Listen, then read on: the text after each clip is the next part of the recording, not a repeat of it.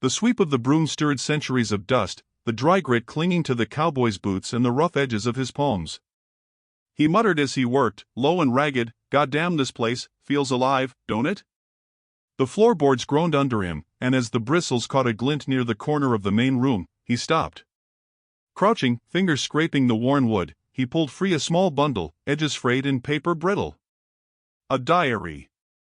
He blew off the dust, reading the scrawled name inside. No one had been here in years, and yet, someone had left pieces of themselves hidden beneath the weight of neglect. "What have we got here, huh?" he whispered, the words nearly lost to the empty air. The handwriting was small, cramped, as if the girl who wrote it had been afraid her words might be found. He flipped the first page and a whisper of memory slipped out, the words unguarded. "I'm scared. Always scared. Nobody comes. Nobody sees me." He read aloud, voice soft. The echo hit the walls and seemed to settle in the rafters, a reminder that this house had ears and eyes even if no one had walked its floors. A noise above made him freeze. Just a floorboard shifting, maybe. But he wasn't alone. "Hello?" His voice was low, but firm. "Nothing." The diary felt heavier in his hands, the weight of someone else's fear pressing against his chest. He read a line aloud again. "I hide, I wait, I hope someone comes." The words burned like embers. He set the diary carefully on a cracked chair and moved toward the stairs. Each step was cautious, boots scuffing, hands brushing the wall for balance. The air smelled of old smoke and damp wood, a scent that clung to memory. Halfway up, a small figure darted behind a cracked doorway. A girl, eyes wide, clinging to the shadows. Her hair fell in matted strands across her face, and her small body shook. "Who's there?" he asked, voice steady. She froze. Silence stretched, taut and brittle, broken only by the occasional creak of the house settling. I'm not. I don't," her voice faltered. He crouched slowly, showing empty palms. "I won't hurt you. I'm just sweeping. Cleaning. I found your diary." He held it up, gentle. She stared, hesitant, not moving. "You read it?" she asked, voice barely audible, tremulous. "I did. Only a bit. It's heavy, kid. Heavy stuff in there." Her eyes darted to the diary, then back to him. "It's mine. Don't take it." "I'm not taking it. I just found it. Looks like you've been keeping yourself company a long time." She shifted, hiding further into the shadow, but her eyes never left him. I have to stay quiet," she whispered. "I get it. Quiet keeps you safe." He straightened, brushing dust from his coat. "But you're hungry?" "Yes," she admitted, small and clipped. He nodded, moving back down the stairs, grabbing a chipped plate and setting it on the floor. He placed a few scraps of bread and cheese. "Eat? Then maybe we can talk. Just a bit." She hesitated, then edged closer, hands folded tightly in front of her. She took the food slowly, eyes never leaving him. As she ate, he swept the corners again, muttering under his breath, "You got secrets everywhere, old walls holding old ghosts." He didn't need to explain, the girl understood. Fear was a language she had spoken all her life. She glanced at him, the smallest flicker of curiosity in her wide eyes. "Do you always come here?" she asked. "Not usually," he said. "But this place, it called me. Something about it. Something left behind." Her fingers lingered on the edge of the diary. "It's safe?" "I'll keep it safe," he said. And meant it. Silence fell between them, heavy but not threatening. The air was thick with dust, memories, and the unspoken understanding of two people standing on the edge of trust.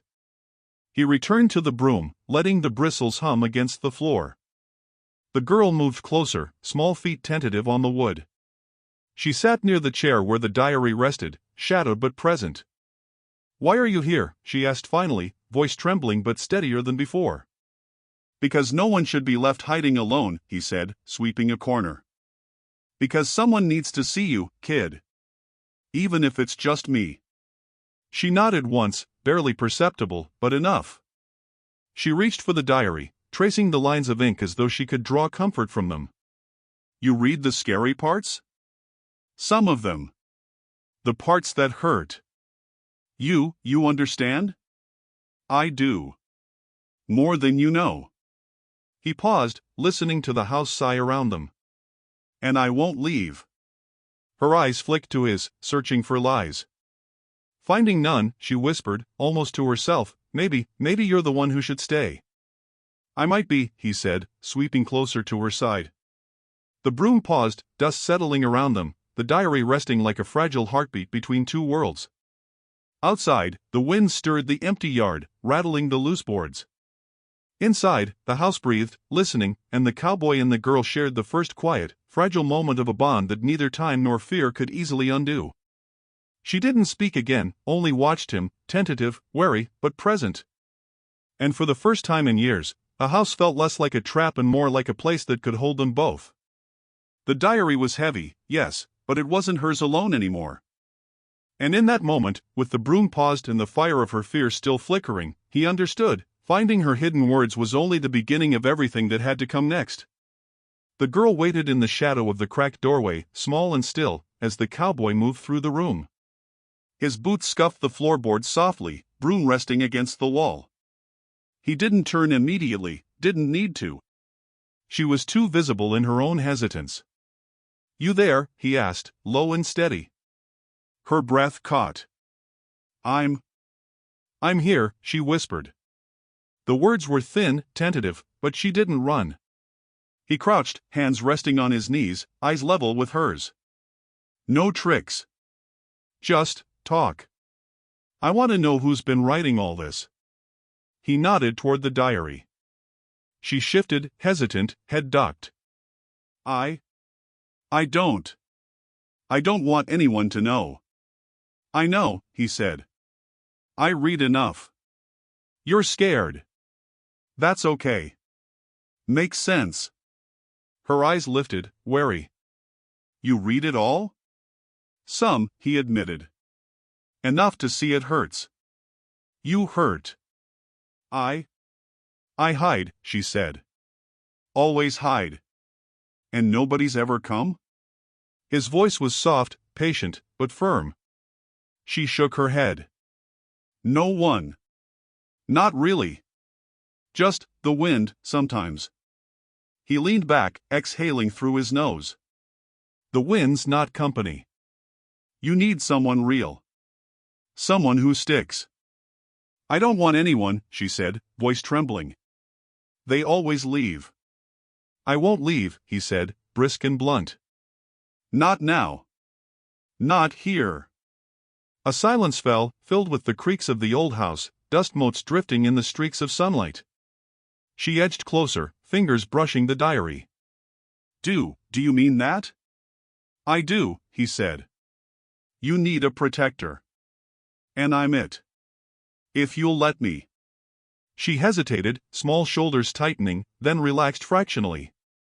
You don't know me. Enough to know you need it, he said. Name's mine for now. Doesn't have to be your papa yet. But I'm here. She swallowed. Okay. The word was fragile, broken like the boards underfoot. He nodded, eyes scanning the room. We got to fix this place. Clean it. Make it ours. You in? Yes, she said softly, a tiny ember of trust igniting. He reached for the broom again, sweeping corners, low and slow. She moved beside him, small hands on the dustpan, mimicking his motion, careful not to touch too much, careful not to break the rhythm. You really stay? She asked. I told you.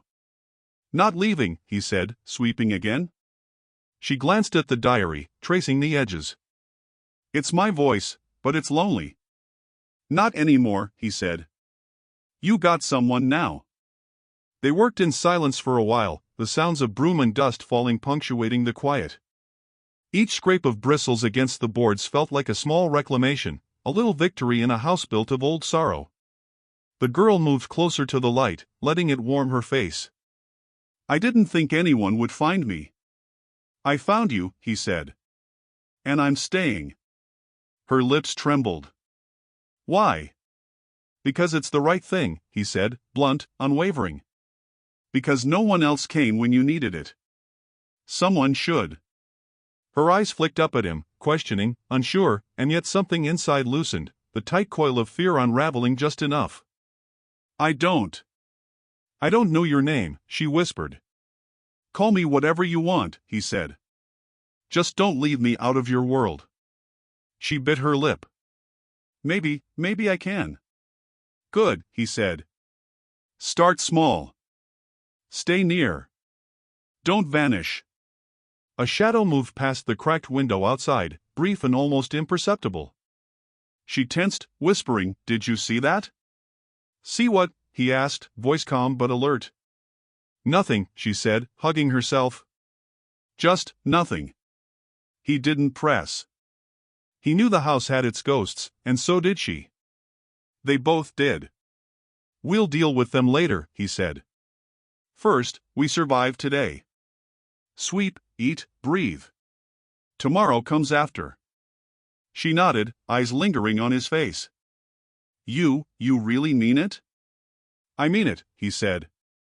And it was the kind of truth that carried weight. The sun shifted through the dusty windows, painting the room in long streaks of golden brown. She took a step closer, brushing the floor with her hand, watching dust rise and settle. I want to stay, she said, quieter now. You are, he said, sweeping the last corner. Right here. And I'm not going anywhere. Her small hand hovered over the diary, then finally rested on it. She looked up at him, uncertain, fragile, but present. I think I like you, she said. I'm glad, he said, voice rough, almost gruff, but sincere. I like you too. We got a long road ahead. But for now, we start here. And for the first time, she let herself breathe in the quiet trust between them, the room no longer quite so empty, the diary no longer just a record of fear, but a bridge to someone who might finally stay. Night fell like a heavy blanket over the ranch, shadows swallowing the corners of the room. The cowboy knelt by the hearth, stacking kindling, striking a flint. Sparks caught the dry wood, and the flames licked upward, warm and restless. The girl sat on the floor a few feet away, knees pulled to her chest, eyes fixed on the dancing firelight. It's hot, she whispered. Yeah, he said, voice low, steady. It's supposed to be. Keeps things alive. Keeps us alive. She watched the flames twist and stretch, like shapes of people long gone. Do the ghosts ever come? He chuckled, small, dry. Not if you don't call them. Don't feed Em with fear. They watch me, she said. Even when I hide. I know, he said, arranging the logs. But tonight, you're not hiding. You're here. Her lips trembled. I don't know why I let anyone see me. Because you needed it. Because hiding all the time, it's heavy. Even for little bones like yours. The girl flinched, then leaned forward slightly. I read part of it to you, she said.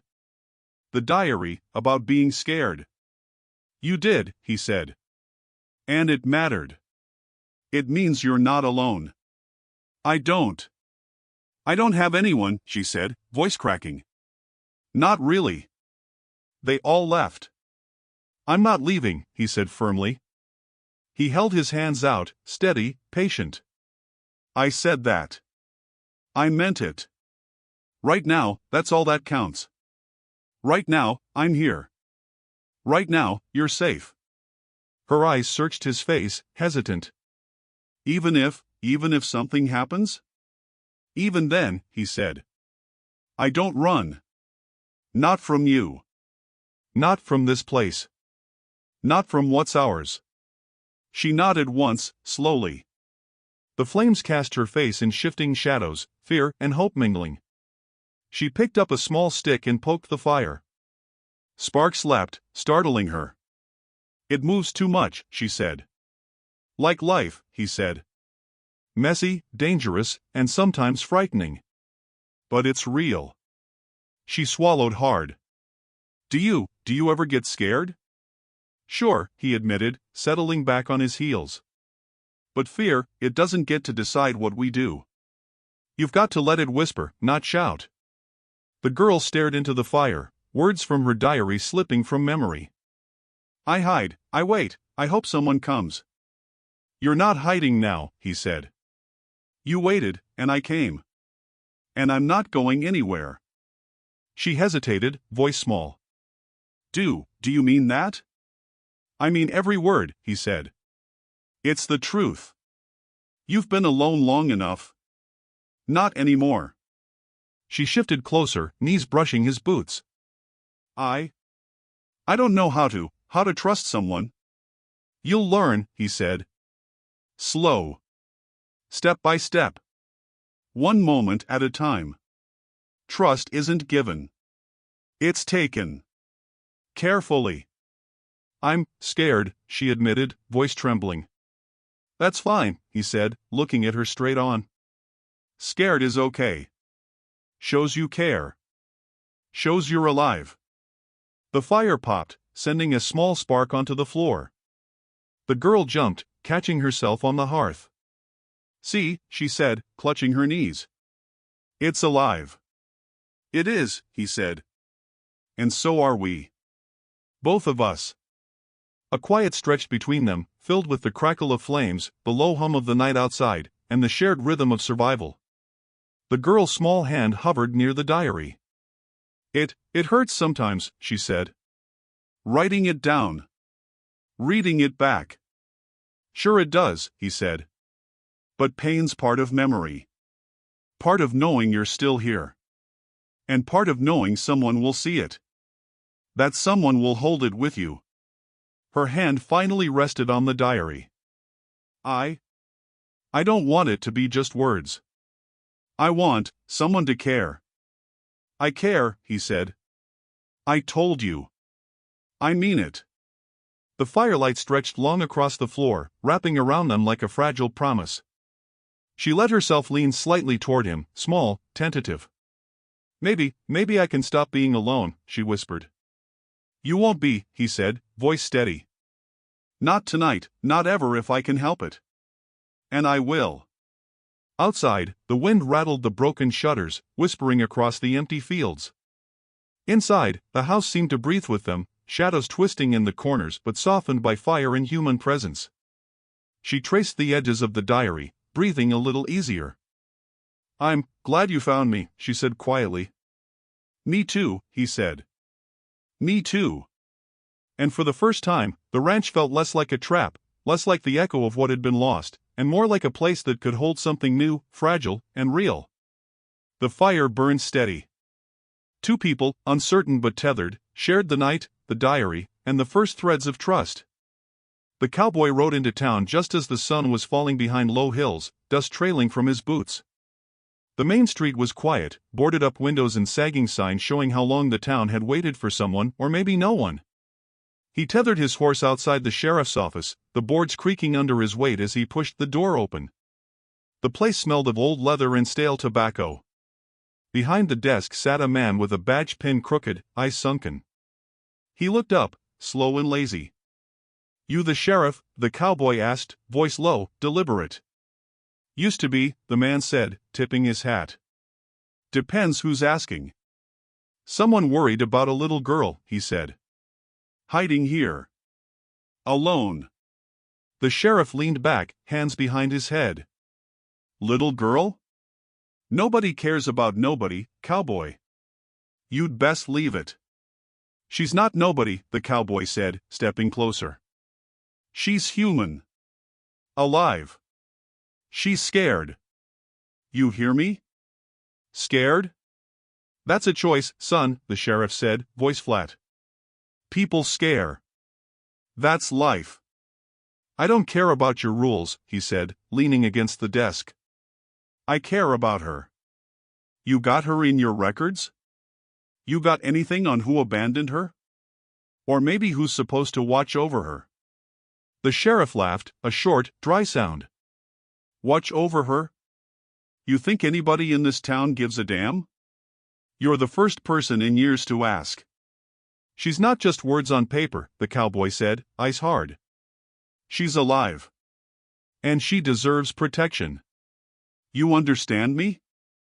I understand you got guts, the sheriff said, pushing back in his chair. But guts don't change the world.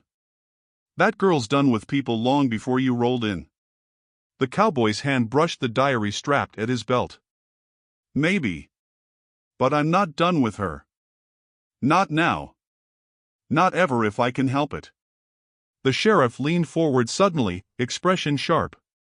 You think you can step in here and fix what's been broken for decades? You're just a man on a horse. You don't get it.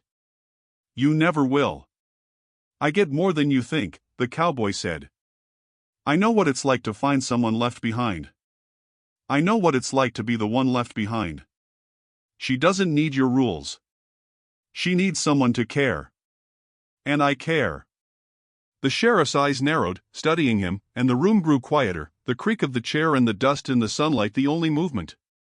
Care, the sheriff said finally. Funny word. You think care's enough? You think it'll keep her safe? It's a start, he said. Better than your silence. Better than what this town's been doing. Nothing. The sheriff stood slowly, hands curling around the edge of the desk. You don't know what you're up against. People here, they got their ways. Old families. Old grudges. You're stepping on thin ice, cowboy. Then I'll watch my step, he said, voice low but steady. I'll keep her safe. That's all I care about. The sheriff shook his head. You'll get hurt. Better than her, he said, turning to leave. Always better than her. Outside, the wind picked up, rattling the boards of the office. The cowboy mounted his horse, holding the reins tight, eyes scanning the silent street. He thought of the girl, small and wary, shadows clinging to her like a second skin. He thought of the diary, fragile and real, and the promise he had made. She's all I got, he muttered to himself, pushing the horse forward. And I ain't letting go. The town stretched out, dusty and quiet, but the sheriff's words lingered. Old grudges, old power structures, the way people ignored those who needed help most, they all hung like a weight in the air. But the cowboy felt it too, a pull stronger than fear. He was in this now. All the way.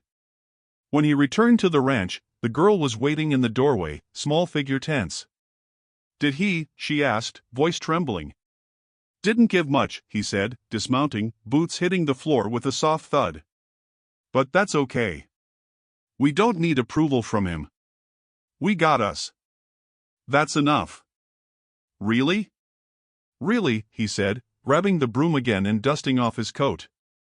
And if anyone tries to stop us, they'll learn why we're here. Together. She stepped closer, hands folded, hesitation still in her stance but trust flickering in her wide eyes. You really mean it? I do, he said. I've never meant anything more in my life. The wind swept across the empty fields, rattling the broken shutters of the house. Inside, the hearth waited for fire, the diary resting nearby, holding her voice in her fear. And tonight, they both knew, the ranch felt like the only place in the world where anyone had a chance to care for her, to keep her safe. No badge could enforce that. No sheriff could protect her. Only him. And he intended to. The cowboy returned to the main room, boots clicking softly on the worn boards. The girl sat cross-legged on the floor, eyes flicking between him and the diary, as if expecting secrets to crawl out of the pages and bite. He knelt by a loose floorboard, prying it open with his knife. Dust rose in a small cloud, catching the last light of day. Got something else hiding, he muttered. His fingers brushed against the brittle edges of stacked letters, tied with a fraying ribbon. The paper was thin, yellowed, fragile. He lifted the bundle carefully. Looks like someone wanted these buried. The girl moved closer, small shadow at his side. What is it? Letters, he said, holding them up. From the people who were supposed to care for you. Or maybe they just thought they did. She leaned forward, curiosity laced with fear. Don't tell me they're angry letters. They're worse, he said. sad, confused, guilty. He untied the ribbon, pulling one letter free, reading aloud, "Your father, your mother, we failed. We didn't know what to do. We tried, but the world, it was too heavy." The girl's fingers hovered over the edges of the letter, trembling. It says we were alone." "You weren't," he said softly. "Not anymore." She shook her head. "It feels like we were." "They left," he said, blunt. "But that doesn't mean you stay broken. Not while I'm around." She glanced at him, uncertainty and relief mingling in her eyes. "You really care?" "I do," he said, voice steady. "I told you before. Doesn't matter what they wrote or didn't write. What matters is now. You're alive. I'm here." She let out a slow breath, letting some of the weight slide off her small shoulders. "The letters, they talk about the ranch. About what happened." "Yeah," he said, scanning the words quickly. "Secrets. Bad choices. Old grudges. They tie to this place, the dust, the walls. But it's ours now. We can write a new story." Do you think it's cursed?" Her voice was quiet, almost swallowed by the creaks and shadows of the house. "No," he said, shaking his head. "Not cursed. Just filled with people who didn't know how to care. But we'll fix that. Step by step." The girl picked up a second letter. They said my father wanted me safe. But they couldn't. And my mother," her voice cracked. I never knew." "You know now," he said, keeping his tone even. "And that's enough to start. You survived all that. That's proof you're stronger than any of them." "But it hurts," she whispered. "Reading it. Remembering." "Sure it does," he said, eyes scanning another letter. "Pain's part of memory. Part of keeping the people who mattered alive in your head. But it doesn't get to decide what you do next." She nodded slowly, tracing the ribbon with a finger. I don't want to hide anymore." "Good," he said. "Because I won't let you. Not here. Not now." They sat together, quiet except for the faint rustle of paper and the distant whistle of wind through broken shutters. She read aloud a few lines from another letter, hesitant, voice trembling. "We were powerless. The world took more than we could hold. You were left. Forgive us." "You forgive them?" he asked. She shook her head. I don't know yet." "That's fine," he said. "Forgiveness comes slow. First, you take what's yours. Right now, that's safety. That's the diary, the letters, and us. That's the start." She folded the letters carefully, placing them next to the diary. Do we have to tell anyone?" "Not yet," he said. "Not until we're ready. Sometimes the world isn't ready for truth. But we are. Together." She looked at him, wide eyes, faint trust glimmering. "You're really going to stay?" "I told you," he said. "I'm staying. You don't have to worry about anyone leaving again." The wind rattled the shutters, a low, restless sound. Shadows moved across the floor, stretching long and thin. She shivered slightly. "It feels heavy," she said. "All these words. All these memories." "That's life," he said. "Heavy, messy, sometimes painful. But it's yours to carry. And I'll help. Every step." She leaned closer, brushing her fingers over the diary and letters. I'm glad you came." "Me too," he said, eyes scanning the empty room, the dust, the creaking walls. "Me too." And for the first time, the ranch didn't feel empty or abandoned. The letters, the diary, and the shared silence formed a bridge between past and present. Shadows and memories still lingered, yes, but now they had someone to hold on to them. Someone who wouldn't leave. The girl picked up the diary again, turning the pages softly, tracing her own words. He watched her, quiet, knowing that every line she had written, every word buried in fear, now had a witness. And that witness was staying. The ranch was quiet when the wind shifted, rattling the broken gate hinges like a warning. The cowboy leaned against the porch post, eyes scanning the horizon. A horse appeared on the dusty road, its rider hunched, coat dark and heavy. He tensed, hand hovering near the rifle by the door. "Well," he muttered, "who's looking for trouble this time?" The girl crouched behind him, small fingers gripping his coat. Who is that?" "Not sure yet," he said, voice low. "But we'll find out." The stranger dismounted slowly, boots crunching against the gravel. He didn't raise his eyes at first, just let the silence stretch. "Evening," he said finally, voice calm, deliberate. "Evening," the cowboy said, stepping forward. "State your business." "I'm looking for her," the stranger said, eyes flicking toward the house. The girl flinched, hiding behind the porch post. "No. Don't take me." "Shoo," the cowboy whispered, crouching beside her. "Stay calm. Let me handle it." The stranger straightened, hands empty, slow, careful. "I just need to talk. No harm." "Talking doesn't work for me," the cowboy said, voice hard. "She stays here. With me. You understand?" "I have reason to claim her," the stranger said. "It's complicated. You wouldn't understand." "Try me," the cowboy said. "Or get lost." The girl peeked out, eyes wide, voice trembling. "Why does he want me?" "Could be trouble," he said softly, keeping his gaze fixed on the stranger. "Could be bad. Doesn't matter. You stay. That's all that matters."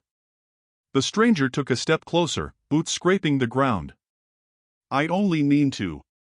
I only want to protect her." "She doesn't need protecting from me," the cowboy said. "Or from herself. Or from anyone else unless I say so." The girl pressed closer, small hands gripping the hem of his coat. "Papa," she whispered, testing the words for the first time. The cowboy's jaw tightened, voice low and sharp. "I'm here. And that's enough." The stranger's eyes flicked between them. "You don't understand. There's more than just you two. People, old families, have plans for her. I'm just trying to stop it." "Stop it?" "By scaring her," the cowboy said. "By showing up uninvited? You think that's protection?" The stranger hesitated, lips pressing tight. "It's complicated." "Nothing's complicated," the cowboy said. "She's alive. She's scared. You don't touch her. You don't speak for her. You leave." "Or what?" the stranger asked, voice steady, dangerous. "Or I'll make sure you regret it," the cowboy said. The words were simple, blunt, but weighted with promise. The girl clutched his arm, small and trembling. "Papa," she said again, louder this time. The stranger froze, uncertainty flickering across his face. "She calls you." "Yes," the cowboy said. "And she's not taking it back." The stranger's eyes softened, conflicted. I didn't know she felt alone. I just." "Didn't matter," the cowboy said. "You weren't here when she needed anyone." "She is now. And I'm not leaving." A silence stretched, broken only by the wind rattling the gate. The stranger finally stepped back, hands raised. "All right. I'll leave, for now." "Good choice," the cowboy said. "And if you come back, you better have a damn good reason." The stranger mounted his horse, slow and deliberate, eyes on the girl one last time. She watched him go, shoulders trembling. He wants me," she whispered. "I know," the cowboy said. "And that's why he's gone. You're staying. Here. Safe. With me. Nobody touches that." She looked up at him, wide, uncertain, but trust flickering. "Papa, you really mean it?" "I do," he said. "I meant it the first time you whispered it, and I'll mean it every day after."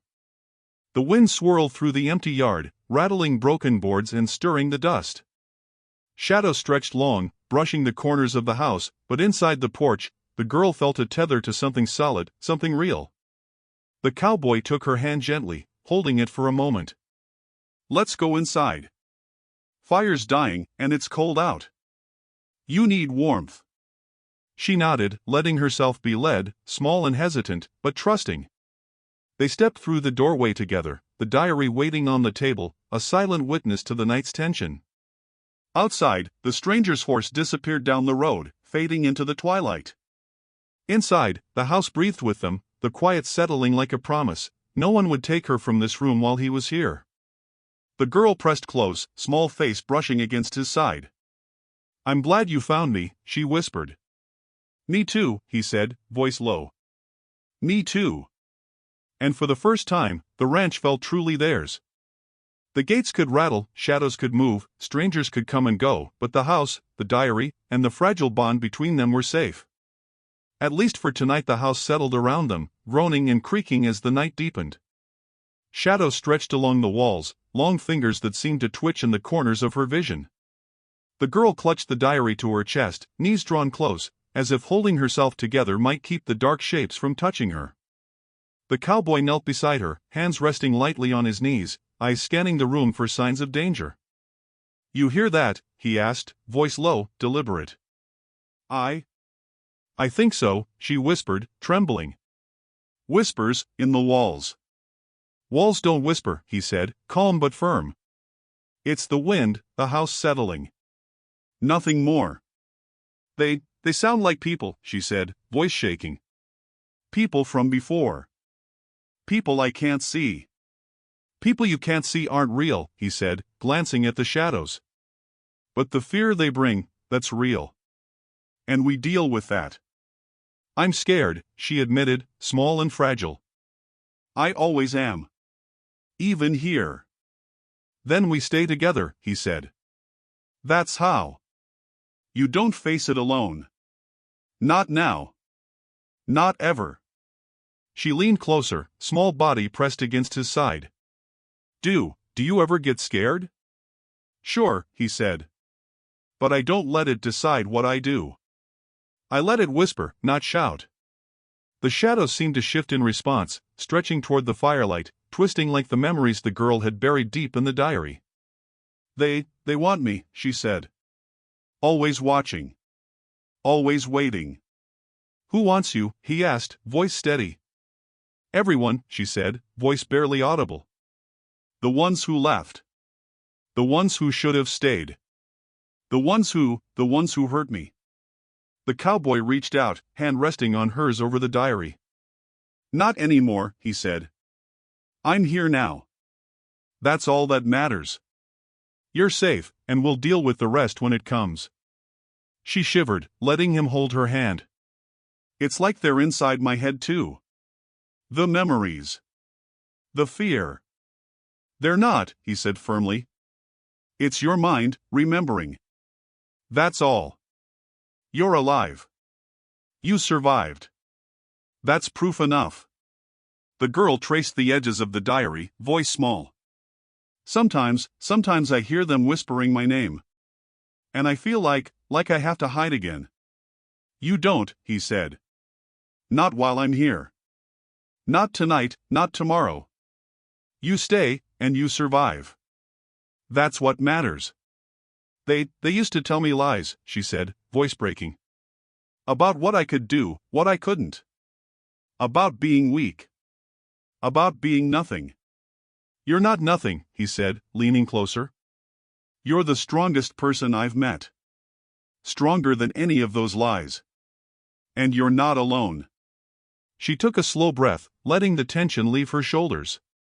"Papa, you really mean that?" "I do," he said. "Every word. And I'll keep meaning it, every day we're here. You're not hiding anymore. Not from me, not from this house." The shadow shifted again, longer now, stretching toward the corners where the walls met the ceiling. The wind rattled the shutters, small noises echoing through the empty rooms. She pressed closer to him, whispering, They scare me. even with you here. Good, he said softly. Scared means you care. It means you're alive. It doesn't get to control you. Not while we're together. Her small hand rested on his arm. I'm glad you're here. I think I can stop hiding. You can, he said. And you will. Step by step. Shadow by shadow. We face them together. The diary lay between them, a fragile heartbeat in the quiet room. She opened it, letting the pages fall under her fingers, tracing the words she had written in fear. Maybe I can tell someone the truth, she whispered. You'll tell me first, he said. Then the world. But for now, it's just us. And that's enough. The wind rattled the shutters again, faint, restless, but inside the house, they were tethered. The firelight cast long shapes across the floor, shadows bending and twisting, but the girl felt a small anchor in his presence, a tether to something real, unshakable. I trust you, she said, voice small but firm. And I trust you, he said. To survive. To face the shadows. To know they're only shapes. Nothing more. They sat in silence for a long moment, firelight and whispers wrapping around them. The house groaned, settled, held them both. And for the first time, the girl didn't feel like she was hiding from the world. The shadows and whispers could reach her, but they couldn't touch her while he was here. Her small hand stayed in his, and the diary rested between them, a bridge from fear to trust. The night stretched on, tense and fragile, but tethered by presence, by promise, and by the first threads of courage she had felt in years. The ridge was quiet at first, wind brushing the tall grasses like a whisper. The cowboy led the girl up the slope, boots crunching on loose rock and dry earth. She held the diary tight against her chest, eyes scanning the horizon nervously. Why here? She asked, voice small. Need to see what's coming, he said, scanning the valley below. Ranch can't stay hidden forever. People will try to take what's ours. Better we meet it before it meets us. Her hands trembled. I don't want to fight anyone. You won't fight alone, he said. I'll be with you. Always. You hear me? I hear you, she said, voice barely audible. They crested the ridge, and below, the valley stretched wide and empty, but movement caught their eyes. Figures on horseback, distant but purposeful, riding toward the ranch. The cowboy's jaw tightened. Here they come. Old families. Old grudges. Maybe that stranger sent them. Doesn't matter. We face it. They're coming for me, she whispered, clutching the diary to her chest. They're coming for both of us, he said. But you're not alone. Remember that. The figures drew closer, dust trailing, horses snorting. The cowboy crouched low behind a rock, scanning the ridge. We hold here, he said. They can't flank us. Ridge is ours. You stay behind me. No sudden moves. She nodded, small body pressed close. Papa. I'm scared. I know, he said, hand brushing her hair back. Good. Scared keeps you sharp. Scared keeps you alive. But don't let it rule you. The riders hit the base of the ridge, guns drawn, faces hard. The lead rider raised a hand. We know she's here, he called. Give her up. Nobody needs to die. Wrong, the cowboy said, voice carrying over the wind. She's not leaving. Not today. Not ever. The riders hesitated, the first flicker of uncertainty breaking their formation. Step down, cowboy, another called. You can't hold the girl against all of us. I can, he said. And I will. She's not yours. She's hers. And I'll protect her with everything I got. The girl's fingers tightened on the diary. Papa, she whispered. Yes, he said. Hold tight. Watch me. A shot rang out, a warning across the valley. He ducked low, pushing her down behind a boulder. Stay down. Keep quiet. Another shot splintered wood from the fence below. They're testing us, he muttered. Not serious yet. But they will be. The girl peeked over the edge. I want to help, she said, small but determined. You already are, he said. By staying alive. By trusting me. That's enough. The riders advanced slowly, tension in their movements. The cowboy moved, careful, steady, positioning himself between the girl and the threat. They'll try intimidation, he said. They'll try fear. Ignore it. Focus. You with me? Yes, she said, voice firmer now. A rider dismounted, stepping closer, hands raised. You can't fight all of us. Hand her over. Hand her over, he echoed, jaw tight. You have no idea what you're asking. She's not an object. She's alive. She's mine to protect. Step back. The rider sneered. You don't get it. The families decide. You're alone. I'm never alone, the cowboy said, voice flat. Not with her. And you'll learn that fast. The rider hesitated, scanning the ridge, realizing the position gave the cowboy advantage. Tension stretched, dust swirling in the wind. The girl pressed closer to him, small and trembling, but eyes wide, learning courage from his steadiness. I won't let them take you, he whispered.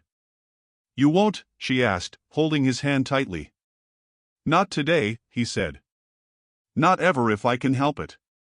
The riders looked at each other, tension thick in the valley. Some edged back, considering the cost. The cowboy's stance, steady and unyielding, made it clear anyone who tried would face him first. The wind picked up, sweeping across the ridge, rattling loose stones. The girl clutched the diary, eyes on the approaching figures, heart hammering. She drew strength from his presence, realizing for the first time she wasn't hiding, she wasn't alone, and fear could be met with resolve. Papa. I think we can do this, she whispered. We can, he said. Together. Always. And on the ridge, dust swirling around them, firelight fading from the house below, the cowboy and the girl faced the approaching threat, tethered by trust, courage, and the unbreakable bond forged in fear and survival. The night settled heavy over the ranch. The girl held a lantern, flickering light casting long shadows across the cracked boards. The cowboy knelt by the well, peering into the darkness, hand brushing the rough stones. Ever been down there? He asked. No, she whispered, voice small. It's scary. Of course it is, he said, pulling a rope from the post. That's why we go together. You don't face darkness alone. She shivered, gripping the lantern tighter. Why would there be anything down there? Secrets, he said, voice low. People hide things where no one looks. Things they don't want anyone to know. Things that explain why the world hurt them and you.